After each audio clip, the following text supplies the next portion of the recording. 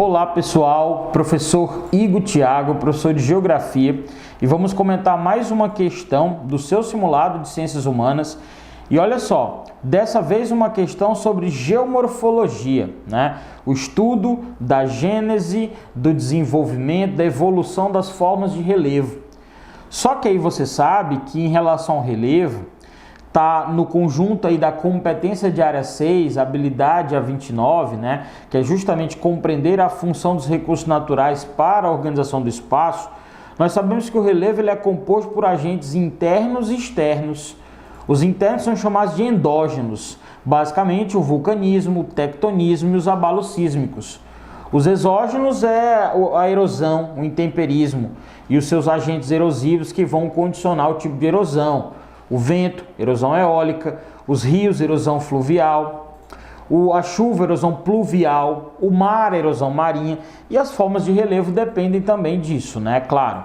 Mas essa questão aqui em especial, ela fala sobre a estrutura da Terra e apresenta um esquema. E nesse esquema, né, é apresentado justamente algumas questões relacionadas aí ao quê? A algumas formas litosféricas com base na movimentação tectônica. Por exemplo, a dorsal mesoatlântica é destacada, tá? A questão aqui de um vulcão, por exemplo, próximo da África. A região aqui da América do Sul, com a presença inclusive da Cordilheira dos Andes. Então é interessante que a gente consiga observar isso aí como litosfera. E a partir disso, a gente vai então para a nossa questão, onde ele fala, os sistemas montanhosos submarinos, e aí ele já está entregando para a gente, porque existem montanhas, tá, que estão imersas em relação ao oceano e montanhas que estão submersas, como é o caso aí entre a América e a África. E entre a América e a África, pelo nosso esquema aqui, ó, América do Sul e África, existe o quê? A dorsal mesoatlântica. Então, se nós sabemos que ali você tem uma dorsal, tá? Dorsal mesoatlântica, você tem uma cadeia montanhosa submersa entre a África e a América. E aí ele diz, indicados na imagem, ocorre devido aos limites. Gente, nós podemos ter três tipos de limites entre placas tectônicas. Os limites eles podem ser convergentes, eles podem ser divergentes, eles podem ser transformantes ou também chamados de bordas conservativas. Nesse último caso, é o que gera a chamada falha transformante, como é o caso, por exemplo, da falha de San Andreas, lá nos Estados Unidos.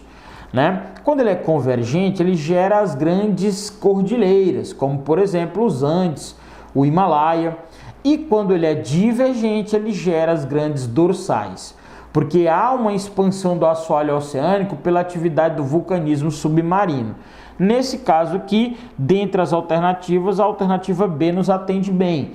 Divergente, onde se verifica uma separação de placas, né? É justamente no processo de separação de duas placas, nesse caso aqui, você tem a placa, tá? Você tem a placa sul-americana, ó, sul-americana, e você tem a placa africana, tá?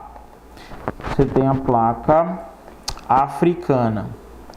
E nessas placas, como esse movimento ele é divergente, vai haver espaço para o quê? Para a ascensão do magma e a formação dessas cordilheiras, porque existe vulcanismo submarino, tá? Então a alternativa B responde bem, ele coloca uma localização em relação ao esquema, por isso essas questões de identificação, as questões mais práticas, mas que você tem que ter uma base teórica, e é por isso que é bom revisar a tectônica de placas. Tudo bem, gente? Então continue nos acompanhando, um grande abraço e até a próxima.